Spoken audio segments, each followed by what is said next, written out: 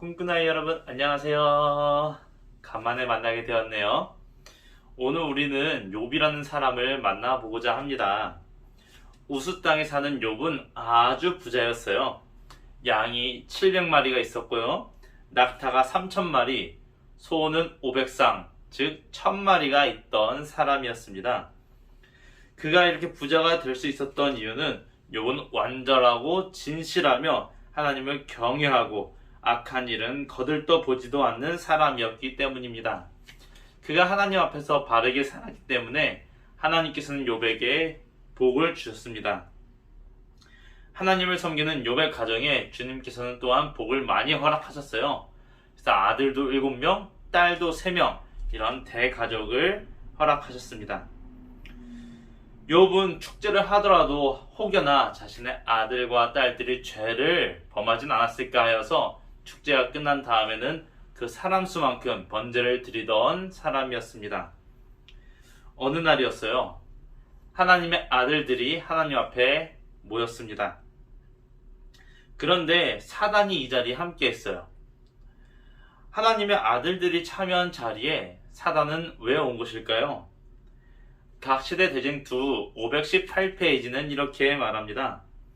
성경은 어떤 날 하나님의 아들들이 여호와 앞에 섰는데 사단도 그 가운데 와서 참석했다고 말한다. 사단은 영원하신 왕 앞에 경배하기 위해서가 아니라 의로운 자들에 대하여 자신의 악한 술책을 쓰기 위해서 참석했다라고 말하고 있습니다. 사단은 땅을 두루 다니면서 대표할 사람이 없기 때문에 자신이 왔다고 말하며 이렇게 왔지만 정작 그 속에 있는 속셈은 옆에 있는 하나님을 경외하는, 하나님을 예배드리는 천사들과 또한 하나님께 잘 예배드리는 사람들에게 악한 술책을 펴기 위해 그 자리에 왔다는 것이죠. 그런 사단에게 주님께서 이렇게 말씀하셨습니다. 욥기 1장 8절입니다. 여호와께서 사단에게 이르시되 내가 내 종 욥을 유의하여 보았느냐? 그와 같이 순전하고 정직하여 하나님을 경외하며 악에서 떠난 자가 세상에 없느니라. 하나님께서 욥에 대해서 말씀하시자 사단은 하나님께서 욥에게 수많은 복을 주셨기 때문에 그가 하나님을 잘 믿는다고 말했습니다. 그러면서 재산을 빼앗으면 그가 하나님을 떠날 것이라고 말하였습니다. 그런 사단의 말에 하나님께서는 욥의 몸에는 손대지 말 것을 말하시며 재산을 뺏어 보라고 말씀하셨습니다. 평화롭던 욥의 삶이 완전히 바뀌었습니다. 모든 동물들이 강도를 잃게 되고 종들도 사고를 당했으며 집의 재물은 모두 잃게 되었고 집도 무너져서 사랑하는 자녀들이 모두 죽임을 당하게 되었습니다. 그럼에도 이 욥의 믿음은 흔들리지 않았습니다. 욥기 1장 22절입니다. 이 모든 일에 욥이 범죄하지 아니하고 하나님을 향하여 어리석게 원망하지 아니하니라. 믿음의 거인처럼 보여요. 수많은 위협이 있음에도 불구하고 고난이 있음에도 불구하고 욥은 그 자리에서 주저앉지 않았습니다. 욥은 여전히 하나님을 원망하지 않고 주님께 영광을 돌리는 사람이었습니다. 또 어느 날 하나님의 아들들이 모인 곳에 또다시 사단이 참석했습니다. 모임에 온 사단에게 하나님께서는 이렇게 말씀하셨어요. 욥만큼 온전하고 진실하며 하나님을 경외하고 악한 일은 거들떠 보지도 않는 사람은 땅 위에 다시 없다. 그가 여전하지 않느냐? 네가 한 일은 다 헛된 일이었다 라고 말합니다. 사단이 그 재산들을 뺏고 자녀들을 다 죽음을 당하는 그 사건에 고난을 줬음에도 불구하고 욥이 여전히 하나님을 찬양하자 하나님께서는 욥에게 정직하고 순전하며 그리고 악한 일은 거들떠 보지도 않는 사람이라고 말하며 사단의 모든 일은 다 헛된 일이었음을 말씀하셨습니다. 이제는 사단이 이 말씀을 듣고 재산이 아닌 그의 몸을 건드리자고 종용합니다. 뼈와 살을 치라고 말합니다. 하나님께서는 목숨만 건드리지 말 것을 말씀하셨습니다. 이윽고 그의 몸에 이 피부병이 발병합니다. 얼마나 간지러운지 성경은 욥이 너무 간지러서 기와 조각을 가져와서 몸을 이렇게 빡빡 긁었다고 이야기합니다. 욥의 아내는 욥에게 하나님을 저주하고 죽으라고 재촉하지만 그럼에도 여전히 욥은 하나님을 찬양합니다. 그의 모습은 믿음이 충만한 사람처럼 보입니다.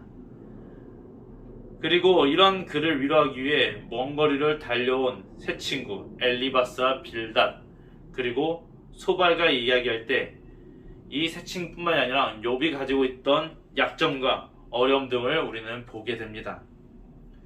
세 친구는 계속해서 욥에게 부지 중에 지은 죄가 있기 때문에 너에게 이러한 어려움이 있을 것이다 라고 말합니다.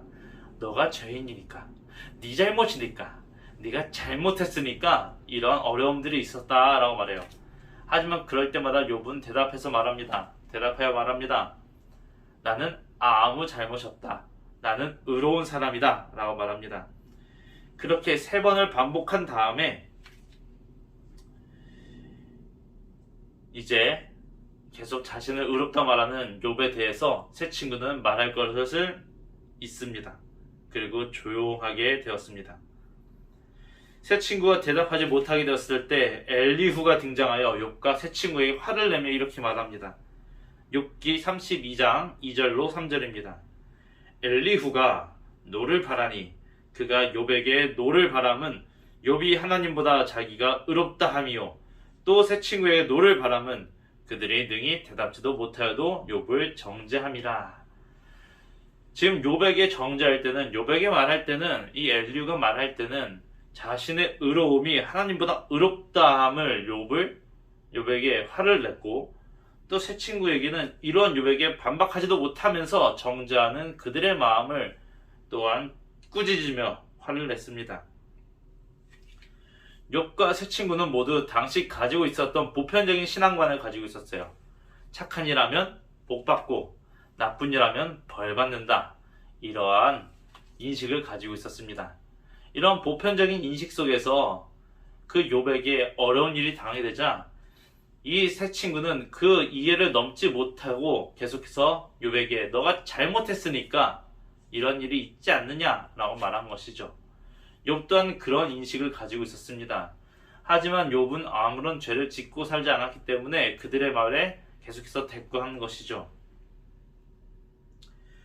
고난과 어려움에서 벗어나서 그 복만을 누리며 살기 위해서 착한 일을 행했던 이 사람들에게 하나님께서 허락하시는 시험에 대한 이유와 그리고 그 고난의 이유에 대해서는 알 수가 없었습니다.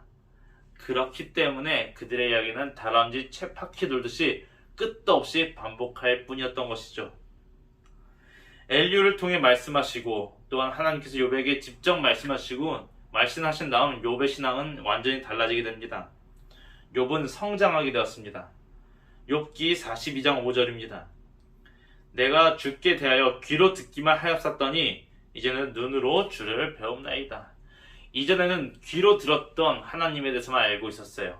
이전에는 내가 배웠던 자신이 만나지 않고 내가 들었던 하나님에 대해서 알았습니다. 당시 사람들이 말했고 부모님이 말했고 많은 친구들이 말했던 그 하나님의 모습만을 기억하고 있었습니다. 욥은 이전에 자기가 하나님에 관해 알고 있던 그 생각과 지식과 신앙은 다 풍문, 소문과 전통으로 인해 얻어진 것임을 인정하게 되었습니다. 이제 그는 체험을 통한 지식을 얻게 되었어요. 욥은 누군가 전해준 신앙 경험에서 벗어나 하나님과의 개인적인 교제에 근거한 신앙 경험으로 성장했다는 것이죠. 욥의 경험은 그에게 믿음의 의미를 가르쳐 주었습니다. 하나님을 친히 봄으로써 그는 이제 하나님의 뜻에 굴복할 수 있게 되었습니다. 이제 하나님께 대한 그의 헌신은 자기 환경의 영향을 받지 않게 되었습니다. 그는 더 이상 하늘의 은총을 받은 결과로 그 증거로 세속적인 복을 기대하지 않게 되었습니다. 하나님에 대한 그의 관계는 이제 이전보다 더욱 확고하고 신뢰할 만한 기초 위에서 이루어졌습니다. 사랑하는 꿈꾸는 아이 여러분, 오늘 우리의 모습이 욥의 모습처럼 성장하는 신앙의 모습이 되길 간절히 소망합니다. 비록 지금은 엄마 아빠의 신앙, 그리고 우리 부모님이 들려주시고 목사님들이 가르쳐주신 예수님의 모습만을 생각하며 신앙을 하고 있다면 이제는 예수님과 개인적인 교제를 하는 우리 친구들이 되길 간절히 소망합니다. 베드로는 가이사랴 빌립보에서 너희는 나를 누구라 하느냐는 예수님의 질문에 주는 그리스도시요 살아계신 하나님의 아들이라고 고백하였습니다. 당시 사람들은 이러한 질문에 대해서 당시 사람들이 갖고 있던 인식은 누구는 침례 요한, 엘리야, 그리고 예레미야 이 선자 중에 하나라고 예수님을 생각했습니다. 사람들이 들렸던 그리고 그 사람들이 믿고 있었던 예수님의 모습은 선자 중에 하나였다는 것이죠. 하지만 베드로는 그리고 거기 있던 제자들은 옆에 예수님과 함께 살았고 함께 활동하였기 때문에 이 개인적인 교제로 말미암아 베드로는 주는 그리스도시요 살아계신 하나님의 아들이라는 고백을 할 수 있었던 것입니다. 오늘 우리 꿈꾸나이 모두 베드로처럼 욥처럼 이제는 귀로 듣고 끝나는 신앙이 아니라 우리 예수님을 눈으로 보는 신앙으로 가기를 간절히 소망합니다. 믿음의 주요 또 온전케 하시는 이인 예수를 바라보자 했던 사도 바울의 말처럼 오늘 우리가 주님을 바라봄으로써 주님과 개인적인 교제를 맺고 그 속에서 이제는 우리의 신앙이 더욱더 성장하여서 이 시대를 빛내고 또한 시대에서 예수님의 말씀을 전할 수 있는 훌륭한 사람으로 크기를 소망하며 오늘 말씀 마치도록 하겠습니다. 하늘에 계신 아버지 하나님, 오늘 욥의 말씀을 욥을 통한 하나님의 말씀을 우리에게 주심에 감사합니다. 주님, 오늘 우리의 신앙이 정말 더럽고 그리고 다른 이들에게 소개받은 신앙이라면 오늘 우리가 예수님을 만남으로써 예수님과 개인적인 교제를 할 수 있도록 도와주세요. 예수님은 우리에게 가장 좋은 친구라고 말씀하셨습니다. 가장 좋은 친구 되시는 우리 예수님과 손 붙잡고 다닐 수 있도록 도와주셨고 같이 놀 수 있도록 도와주셨고 같이 이야기하고 같이 밥을 먹으며 매 순간마다 우리 예수님과 함께함으로써 우리 꿈꾸는 아이 모든 친구들의 신앙이 자랄 수 있도록 도와주셔서 그렇게 하여서 비록 지금은 우리가 눈으로 바라본다 하지만 눈으로 볼 수 없는 주님을 우리 예수님 다시 오시는 그날 우리의 눈으로 똑바로 바라볼 수 있도록 주님 우리의 믿음을 키워 주시옵소서. 예수님의 이름으로 기도드립니다. 아멘.